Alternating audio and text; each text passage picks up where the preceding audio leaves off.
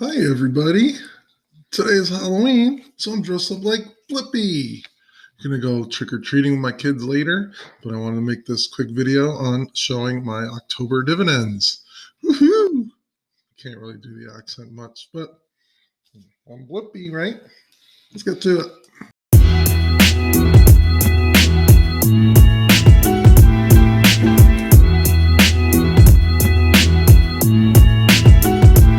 All right, everybody. For this month, my passive income was $394.27.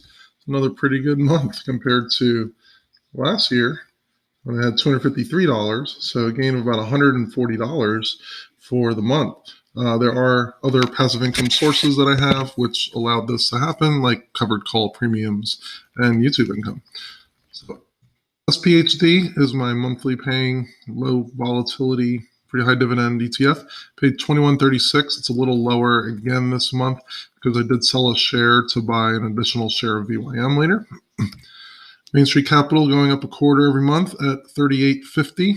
You can see the trend pretty much gaining over about 1.5 shares per month.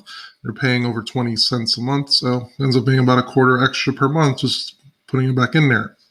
Main Street Capital's stock price is dropping quite a bit, though. It's in the high 20s. So if you're interested in an initial position there, they are reporting their earnings later next week. So you might want to consider that, take a look at it. They do pay monthly, and it pays a pretty high dividend currently. They did not have a dividend increase in a while, though, so something to be concerned about. However, there's a chance that they might increase the dividend slightly in the next few months. KBWI is my REIT funds for small caps, and that's 2231. This has been pretty steadily decreasing the past few months because a lot of the small cap REITs had lowered their dividends. So hopefully eventually this will bounce back. It might take 6 months or more to get back to those initial levels. But I'm just going to keep dripping. I'm getting about 1.3 shares per month and reinvesting into that. Realty income, just a steady grower again, goes up about 20 cents a month or so. Got 24.24 there. I did sell actually 4 options, even though it has 3 on the list. $38 in Newt, which is a business development company. $24 in Store Capital, which is a new covered call that I set up. And $56 total dollars in AT&T from 2 different covered calls that I made. So here's my options that I did for the month. For Newt, in 1001, I made the call. It's for the end of next month in November. I made the strike price at 20, and currently the price is around 16, so there's very high likelihood that I'm just going to keep my premiums of $44. That's a percent gain of 2.41%. What I did there is I took the $44 and I divided it by the stock price at the time. That's a 2.4% gain in that particular company just for about a month and a half of work. If you could do that, say, 6 times a year, you're at 12% dividends, or based on premium trades. Store Capital and AT&T, I just did in my wife's Roth IRA. We finally got to 100 shares of these positions. So in 1022, made a strike price at 30. Right now, Store's about $25 a share, so pretty unlikely to get called as well. $24 premium there, got almost 1% in barely a month. AT&T, similar idea, sold the call the same day as Store. $29.50. It's a little bit closer than the price at the time, was $28.13. Right now we're down around $26.80. So it did go down a bit in the last week and a half. I did get $22 premium there for 0.78% in not even a week in the end, about 8 days, because I actually bought the covered call back yesterday for $7. So $22 gain, $7 to buy. Subtract those, you get 22 minus 7. I can't do math today. A $15 gain in a week. Not a ton of money, obviously, but it's something. So what I did there is, the reason why I bought it at 7 is I think for the next 20 days or so, it's worth paying the $7 to set up another covered call position. So I did another one yesterday. Same expiration date, but I lowered the strike price to $27.50. This is pretty close to what the current price is. So current price is $26.82. Looking at the delta, that's the percent chance that it will actually go above it. There's a 36% chance, and I typically want my deltas to be 30 or less, so I'm very likely to keep my shares. I went slightly higher on this one because AT&T already reported their earnings. They already covered their dividends. So unless there's some huge news in the next 20 days or so, there's still a pretty good chance that it won't get above $27.50. If it goes above $27.50, I'll have to sell my shares. And then I possibly will do the wheel strategy on that, where I'm going to keep the money in the brokerage account, and then I'm going to sell a cash secured put at a similar strike price. That was a $41 premium, which this plus a few extra dollars in my brokerage ended up buying me a share of Intel stock for essentially free based on the premium that I had. There's a 1.5% gain if it expires worthless in 20 days. So that's over 15% or so annual dividend if I could continue doing that every month. Don't necessarily expect that to happen, but definitely good to look at.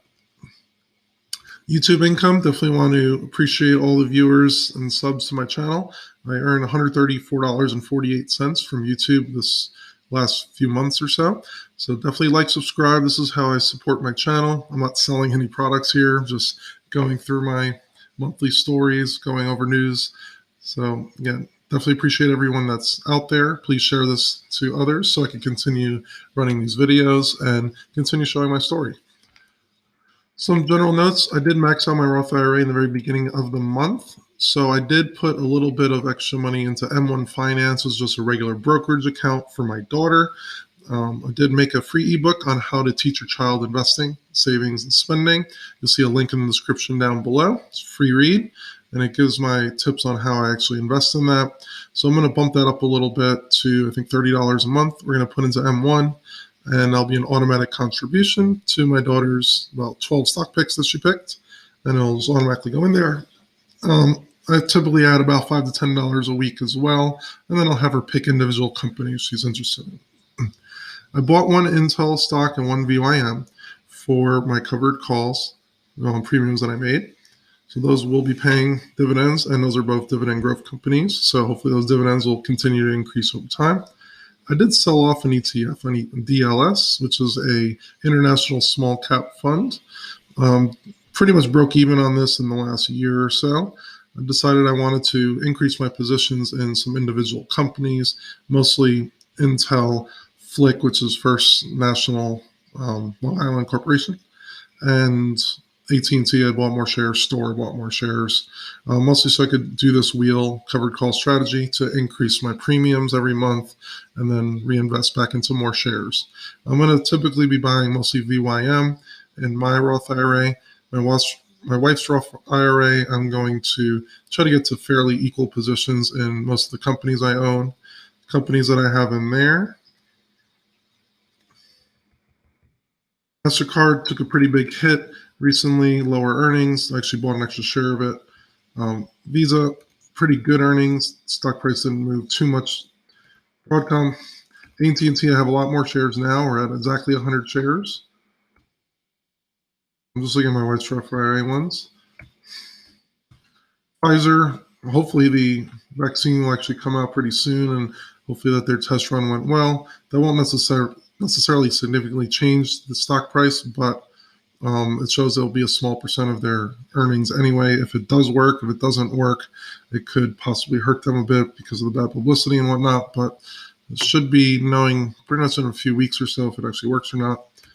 Flick, First Long Island Bank, Intel, and Store. The two biggest ones I made were Store Capital and AT&T. AT&T pays about a 7% dividend. Store pays about a 5% dividend. Store's dividend growth in the last 3 years is over 5%. So I'll take 5 and 5 any day of the week.